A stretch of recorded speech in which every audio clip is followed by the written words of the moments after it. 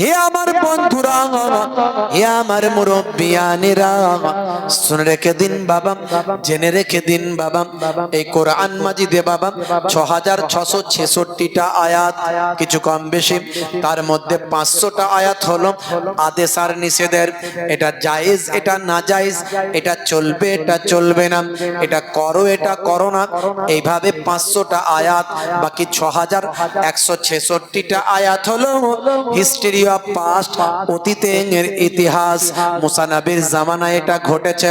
আদম নবীকে আল্লাহ কেমন ভাবে তৈরি করেছেন, ফারিস্তারা তখন কি বলেছিল, নূহ নবীর জামানায় কি হয়েছিল, ঈসা নবীকে আল্লাহ কিভাবে আমার বাঁচালেন, কিভাবে তুলে নিলেন, বিভিন্ন রকম ঘটনা তাফসীরের মধ্যে আপনি ডিটেইলস পাবেন। কোরআন মাজিদে আমার আল্লাহ দিয়েছেন, এর দ্বারাই অতীতের আলোচনা আমাদের মাঝখানে করে ভবিষ্যৎটা যাতে আরো সুন্দর হয় আমার আল্লাহ বর্ণনা করে দিয়েছেন। অতীতের ঘটনাবলীর মধ্যে দিয়ে আমার আপনার জ্ঞানকে আল্লাহ বৃদ্ধি করেছেন। এ তরুণ যুবকেরা, সেই কোরআন মাজিদে আমার আল্লাহ মানুষের কথা বললেন, হে মানুষ শুনে রেখে দাও, জেনে রেখে দাও, ইয়া আইয়ুহাল্লাযীনা আমানু লা তুলহিকুম আমওয়ালুকুম ওয়ালা আওলাদুকুম আন যিকরিল্লাহ ওয়া মান ইয়াফআল যালিকা ফাউলাইকা হুমুল খাসিরুন। এই দুনিয়ার মানুষ, তোমরা শুনে রেখে দাও, না ভুলা दे माल तुम्हारा और औलाद तुम्हारे अल्लाह की इबादत से, আল্লাহর ইবাদত জানো, তোমাদের সম্পদ, তোমাদের মাল মাতা, তোমাদের সন্তান সন্ততি, তোমাদের কাজ কারবার গুলো পেয়ে জানো তোমরা আল্লাহর ইবাদতটা না ভুলে যাও। মনে রাখবে, মনে রাখবে বাবা, আমি আল্লাহ তাআলা সব কিছুকে সৃষ্টি করেছি, যদি তোমরা আমার ইবাদতটা ভুলে যাও পক্ষান্তরে তোমরাই কিন্তু ক্ষতিগ্রস্তদের অন্তর্ভুক্ত হবে। তোমরা যাই করো নাই করো, আল্লাহর ইবাদতটা যেন ভুলে না যাও, আল্লাহর ইবাদতটা যেন ছেড়ে না দাও, কারণ আমি আল্লাহ তোমাদের সৃষ্টি করেছি, আমি আল্লাহ তোমাদের এক কাতরা নাপাক পানি থেকে সৃষ্টি করেছি। তোমরা কি এটা ভুলে গেলে? এটা ভুলে যাবে না, কখনোই ভুলো না। কাইফা তাকফুরুন, তোমরা কেমন করে কুফরি করো বিল্লাহি, আল্লাহর সঙ্গে, অকুনতুম আমওয়াতান, এই পৃথিবীতে আসার আগে তোমরা ছিলে মৃত, ফাআহিয়াকুম, আমি তোমাদের জীবন দিয়েছি, সুম্মা ইউমিতুকুম, আবার তোমাদের মওত দেব। এই পৃথিবী থেকে আমরা মারা যাব, এই পৃথিবী থেকে আমরা চলে যাব, এখন আমরা জীবিত আছি, আমরা মারা যাব। আল্লাহ বললেন সুম্মা ইলাইহি তুরজাউন, তোমাদেরকে আমি আল্লাহ আমার কাছে প্রত্যাবর্তন করতে হবে। হে তরুণ যুবকেরা, কারো লাইভ চলছে না তো? কেউ লাইভ দেন? একটু দেখে নেন তো ভাই, কেউ লাইভ দিচ্ছে না? হে আমার বন্ধুরা, শুনে রেখে দিন, only one book except in only one book in the world, পৃথিবীর বুকে একটাই মাত্র ব্যতিক্রমী কিতাব, যে কিতাবটা মুখস্থ করা হয়।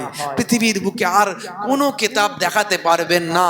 পৃথিবীতে যত বই আছে সব বইগুলোকে নিয়ে গিয়ে যদি আপনি বঙ্গোপসাগরে ফেলে দেন, দিয়ে বলেন কে আছো আবার লেখো, দেখবেন সেই রাইটার কবরে চলে গেছে, কিংবা সেই রাইটার মাটির তলায় চলে গেছে, মারা গেছে, আর লেখার কেউ নাই।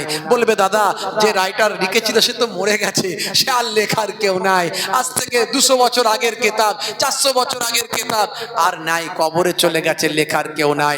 কিন্তু কোরআন মাজিদ অনলি ওয়ান বুক, আমার নবী পৃথিবীর জমিন ছেড়ে বিদায় নিয়ে, আল্লাহর নবী আল্লাহর রাসূল দুনিয়ার জমিন ছেড়ে প্রথাগতভাবে বিদায় নিয়ে মদিনার রওজায়ে আরাম ফরমাচ্ছেন, কিন্তু পৃথিবীর বুকে কোটি কোটি হাফেজে কোরআন তৈরি হয়েছে, যে কিতাবটা প্রতিনিয়ত তারা লিখে দেওয়ার ক্ষমতা রাখে। যদি আগুন লেগে ধ্বংস হয়ে যায়, ধ্বংস হয়ে যায়, পৃথিবীর সব বইয়ের দোকান, তবু বিশ্ব থেকে হারাবে না পবিত্র কোরআন। করবে কেমন করে কোরআন ধ্বংস আগুনের তেজ, করবে কেমন করে কোরআন ধ্বংস আগুনের তেজ। আছে বিশ্বে ভরা অগণিত কোরআনে হাফেজ, তারা ছাপি আসমানি গ্রন্থ, তারা ছাপি আসমানি গ্রন্থ, বাঁচাবে ইসলামের সম্মান,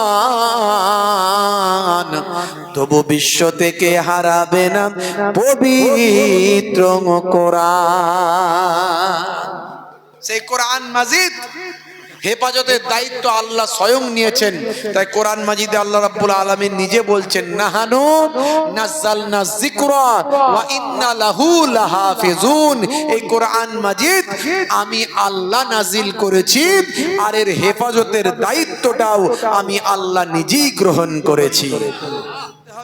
দিনদারিও করতে হবে, দুনিয়াতেও কামিয়াবি চাই, আখেরাতেও কামিয়াবি চাই, দুনিয়াতেও হাসানা চাই, আখেরাতেও হাসানা চাই। তাই আল্লাহ আমাদের শিখিয়ে দিয়েছেন, তোরা এই বলে দোয়া চা, আল্লাহ রাব্বানা, হে আমাদের রব, আতেনা, আমাকে আমাদের ইতাআত করো, আমাদের দান করো, ফিদ দুনিয়া, দুনিয়ার মধ্যে হাসানা মানে কামিয়াবি, কল্যাণ, আমাদের দুনিয়াতে কল্যাণ দাও আর আখেরাতেও আমাদের কল্যাণ দান করো। জোরে বলুন সুবহানাল্লাহ। তাহলে দুনিয়া আখেরাতকে পেতে গেলে আমাদেরকে আল্লাহ এবং রাসূলের নির্দেশনা মানতে হবে, কোরআন এবং হাদিস পাকগুলোকে মানতে হবে। বুঝতে পারছেন? হে তরুণ যুবকেরা, হে আমার বন্ধুরা, শুনে রেখে দিন বাবা, জেনে রেখে দেন হে মুসলমান। তাহলে আল্লাহ এবং রাসূলের ভাই আমার নির্দেশনাগুলোকে আমাকে মানতে হবে, আপনাকে মানতে হবে। আল্লাহ এবং রাসূলের নির্দেশনা, আল্লাহর নির্দেশনা কোনগুলো? আল্লাহর নির্দেশনাগুলো হলো নামাজ, রোজা, হজ, যাকাত, হারাম, হালাল, জায়েজ, নাজায়েজ আছে না নাই কোরআনে? কোরআনে আল্লাহ যেগুলো হারাম বলেছেন মানতে হবে হারাম বলে, যেগুলো হালাল বলেছেন হালাল বলে মানতে হবে, যেগুলো করতে বলেছেন সেগুলো করতে হবে, যেগুলো নিষেধ করেছেন সেগুলো ছাড়তে হবে। তা'মুরুনা বিল মারুফ ওয়া তানহাউনা আনিল মুনকার, ভালো কাজের আদেশ করতে হবে আর খারাপ কাজের নিষেধ করতে হবে। এগুলো আল্লাহ কোরআন মাজিদে লিপিবদ্ধ করেছেন। এই ভালো কাজগুলোর মধ্যে সবচেয়ে বড় ইবাদত কোনটা?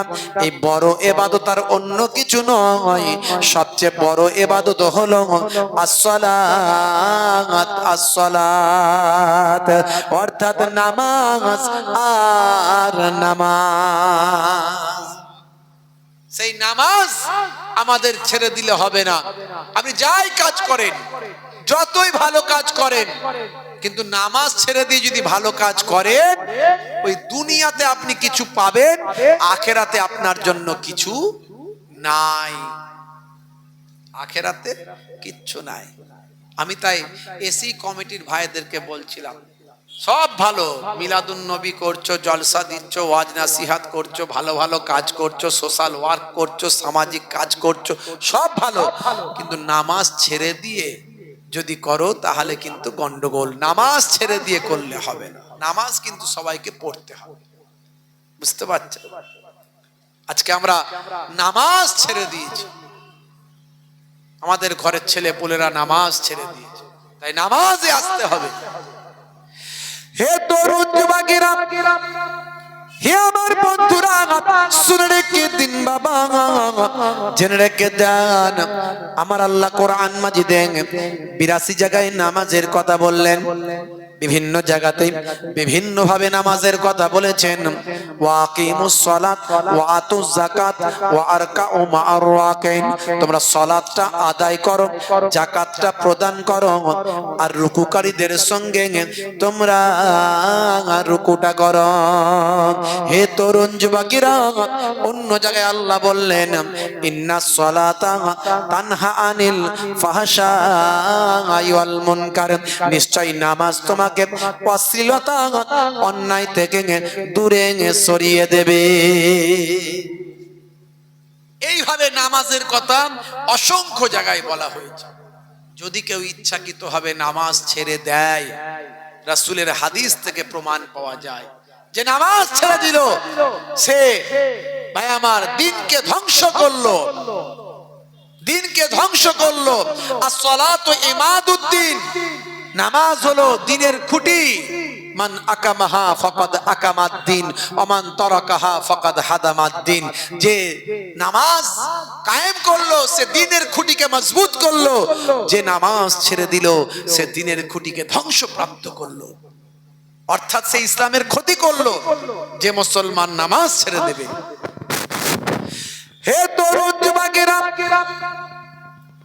হে আমার বন্ধুরা, হে আমার মুরব্বিয়ানেরা, শুনে রেখে দিন বাবা, জেনে রেখে দিন বাবা, ইচ্ছাকৃত ভাবে যদি নামাজ ছেড়ে দেওয়া হয়, আল্লাহর নবীর একাধিক হাদিস পাওয়া যায়, বিভিন্ন হাদিসের পরিপ্রেক্ষিতে বলা যায়, বিভিন্ন হাদিস থেকে রওয়ায়েত গুলোকে এক কাছে করলে পাওয়া যায়। ভাই আমার বিদ্বানীরা বলে দিয়েছেন, ইচ্ছাকৃত ভাবে যদি কেউ নামাজ ছেড়ে দেয়, তার জন্য টোটাল 14টা শাস্তি দেওয়া হবে। 14টা শাস্তি দেওয়া হবে। দুনিয়াতে হবে 5টা শাস্তি, মওতের সময় হবে 3টে শাস্তি, কবরে গেলে হবে 3টে শাস্তি, আর কিয়ামতের দিনে হবে 3টে শাস্তি। আমি আপনাদের কাছে করজোরে অনুরোধ করব, নামাজ ছেড়ে দেবেন না। কাজা হলে কাজা পড়বেন, দাঁড়িয়ে পড়তে কষ্ট হলে মাটিতে বসে পড়বেন, বসে পড়তে কষ্ট হলে শুয়ে শুয়ে পড়বেন, ইশারায় ইশারায় পড়বেন, পানি শরীরের আগালে সমস্যা হলে তায়াম্মুম করে পড়বেন। সফরে গেলে কসরের নামাজ, আপনি সফরে গেলে কসরের নামাজ পড়বেন। রাস্তায় আছেন, যে অবস্থায় আছেন রাস্তায় সে অবস্থায় নামাজ পড়বেন। আমরা গাড়িতে থাকি, আমরা গাড়িতে থাকি, অনেক সময় পানি পাই না, মাটি রাখা আছে ড্যাশবোর্ডের ভিতরে। রাস্তায় আছি, মসজিদ পাই না, ঘন্টার পর ঘন্টা যায়, রাস্তাঘাটে দাঁড়িয়ে নিচে নামাজ পড়লে, এখনকার দিনকাল পরিবেশ পরিস্থিতি ভালো নয়, মানুষকে ধর্মীয় ব্যাপারে এমন উস্কানি দিয়ে উগ্র তৈরি করা হয়েছে, তাতে বিরূপ প্রতিক্রিয়া পড়তে পারে। গাড়িতে বসে আমরা নামাজ পড়ি, রাস্তায় দাঁড় করিয়ে দিলাম, 10 মিনিটের জন্য গাড়িটা নামাজ পড়ব, এইভাবে আমরা নামাজ পড়ি। নামাজ আপনাকে পড়তে হবে। আপনি রাস্তায় আছেন, বাসের মধ্যে আছেন, নামাজ পড়তে আপনার সমস্যা হচ্ছে, নেমে পড়বেন, কাজা হয়ে গেলে কাজা পড়বেন, কিন্তু নামাজ ছাড়বেন না। ট্রেনে আছেন, ট্রেনের সিটে বসে বসে নামাজ পড়বেন, ট্রেন যেদিকে যাচ্ছে আপনি সেদিকেই মুখ করে নামাজ পড়ুন, অসুবিধা নেই, পড়ুন।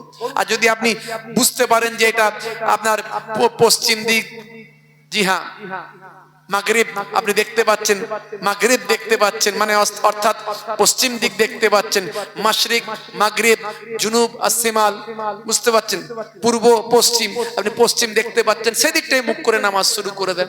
ট্রেন ঘুরে গেলেও আপনার কোনো অসুবিধা নাই, নামাজ আপনার হবে। তাহলে নামাজ ছাড়লে হবে।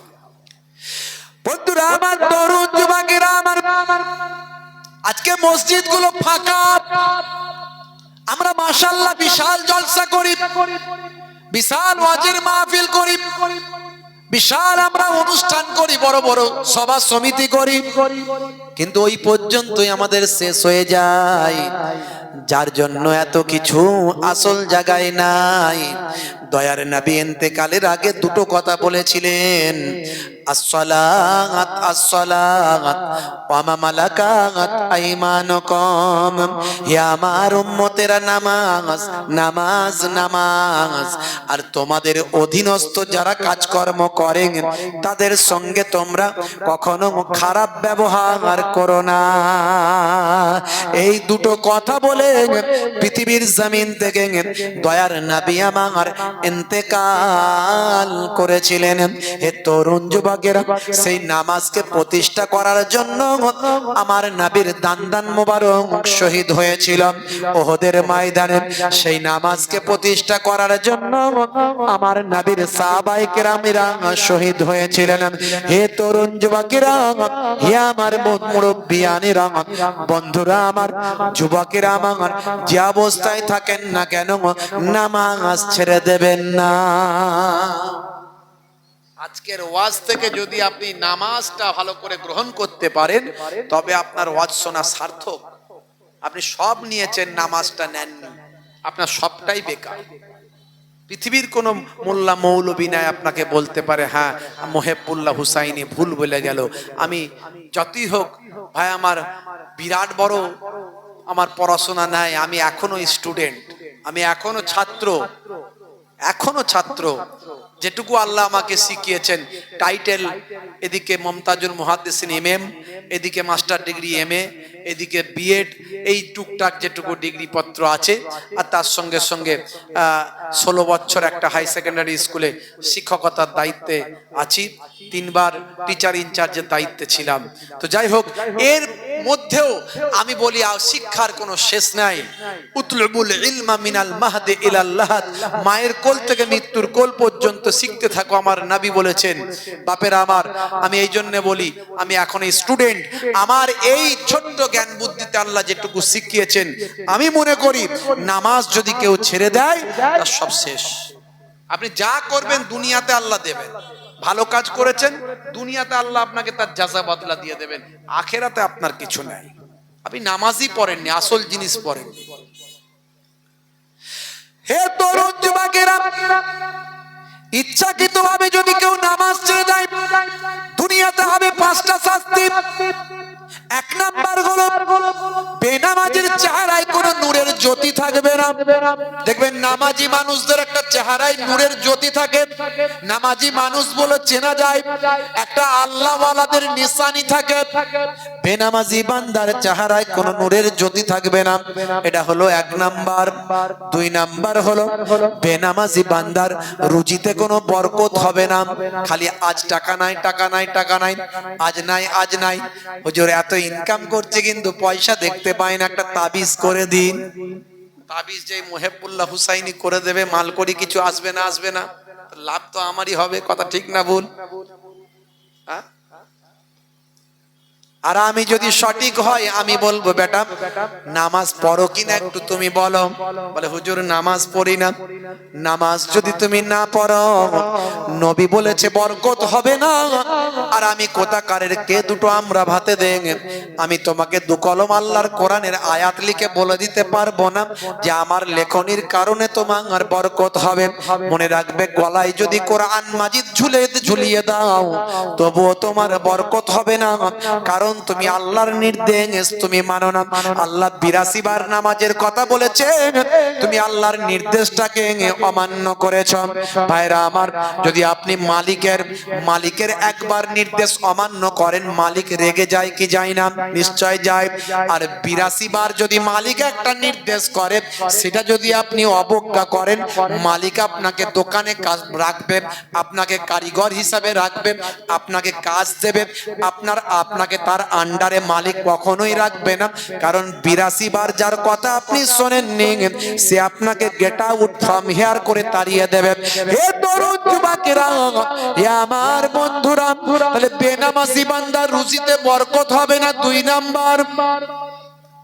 3 নাম্বার হলো বেনামাজি বান্দা বাবা ভাইরা আমার, তরুণ যুবকেরা, কোনো ভালো কাজ করলে ভালো কাজের সওয়াব পাবে না।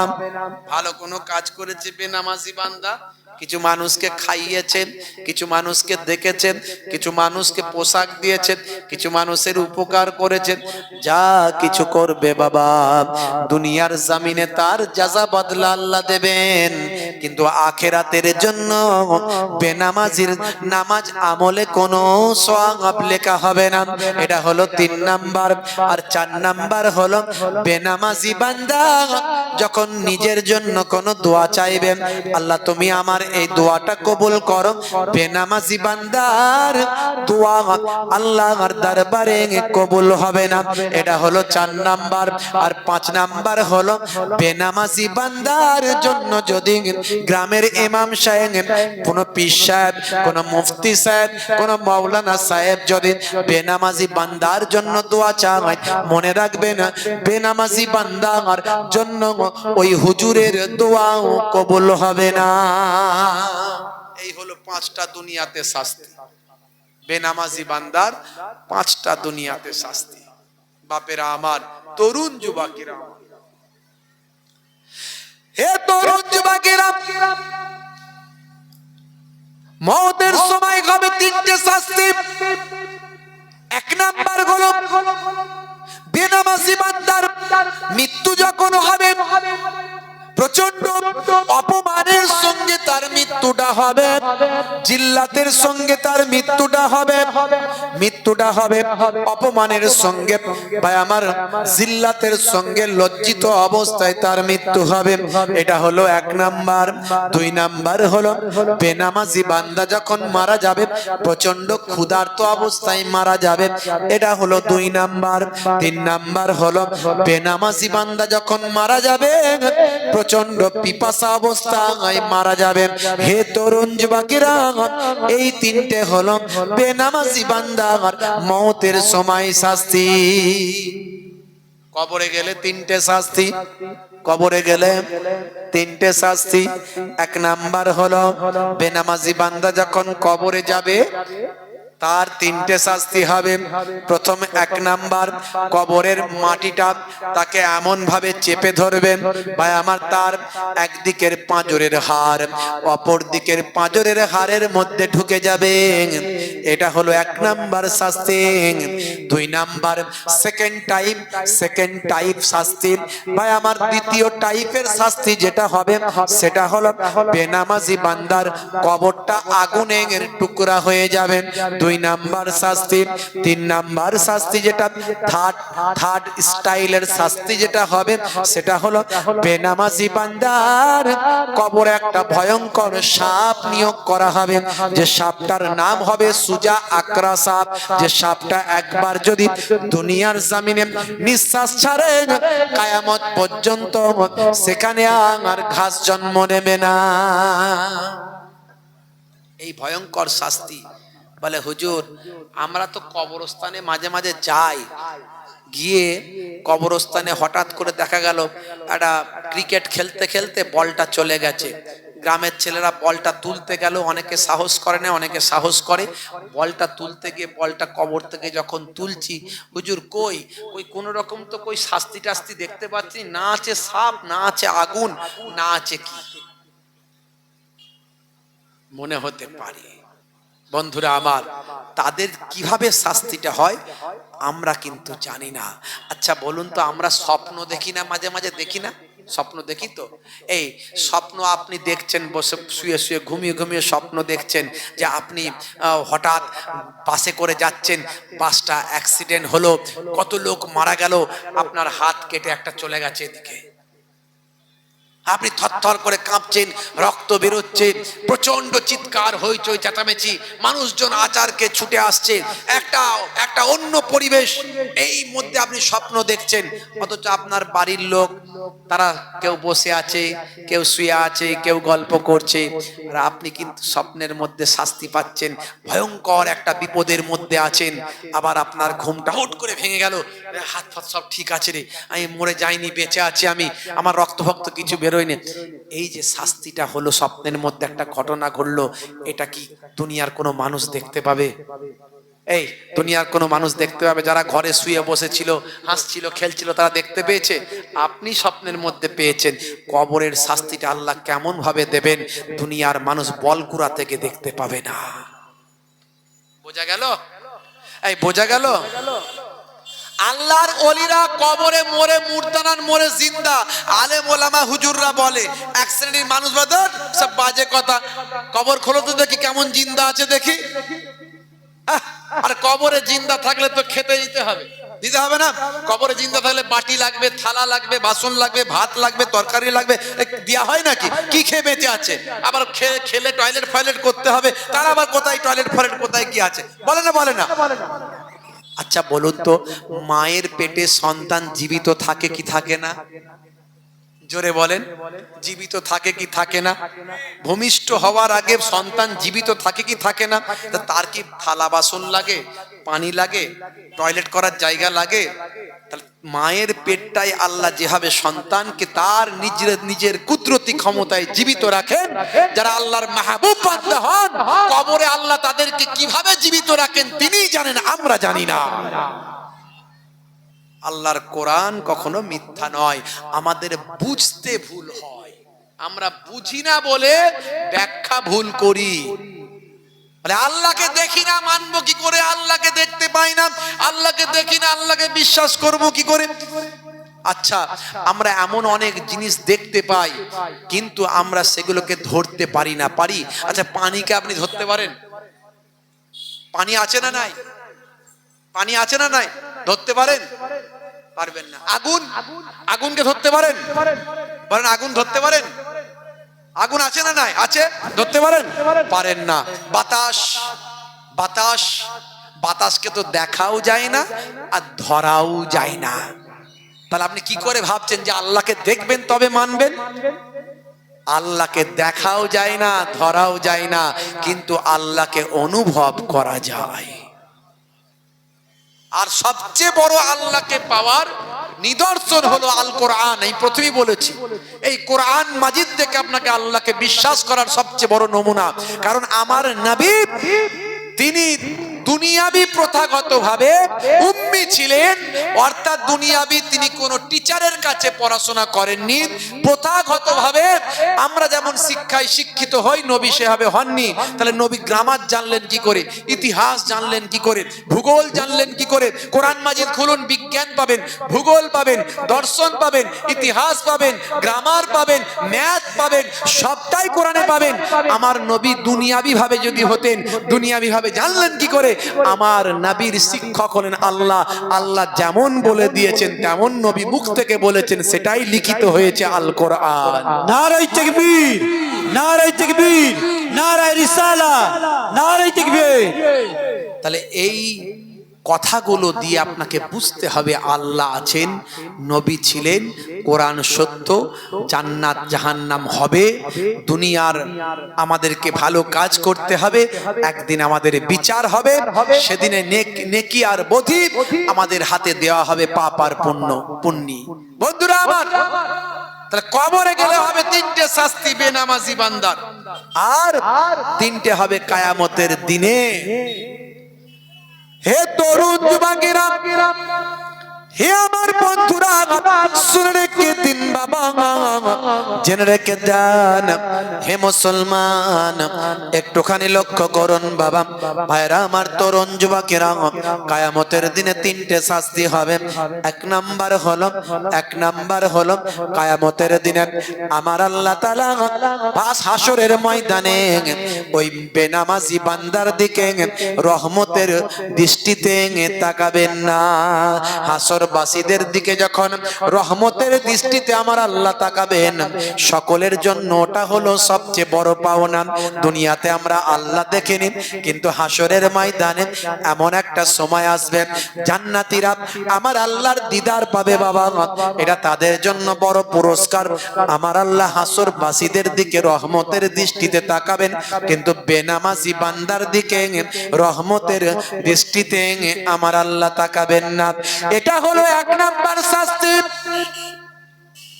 দুই নাম্বার গোলাপ, হে তরুণ যুবকেরা, হে আমার বন্ধুরা, শুনে রেখে দিন বাবা, জেনে রেখে দেন।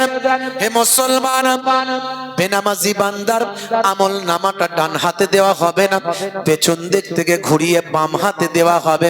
এটা হলো হাসরবাসীদের সামনে তাকে অপমান করা হবে, জিল্লাতের মধ্যে পড়বে, এই অপমানিত হবে বেনামাজি বান্দার। এটা হলো দুই নাম্বার শাস্তি।